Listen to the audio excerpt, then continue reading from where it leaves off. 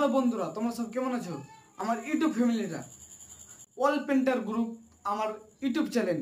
তোমরা থাম্বনেল দেখে বুঝতে পেরেছো আমার রঙের কাজ। তো তোমাদের যদি ইচ্ছা হয় তো আমার হোয়াটসঅ্যাপ নাম্বার দেওয়া থাকবে স্ক্রিনে, তোমরা নাম্বার দেওয়া থাকবে আমার নাম্বার, তোমরা যে ওখানে যোগাযোগ করবে।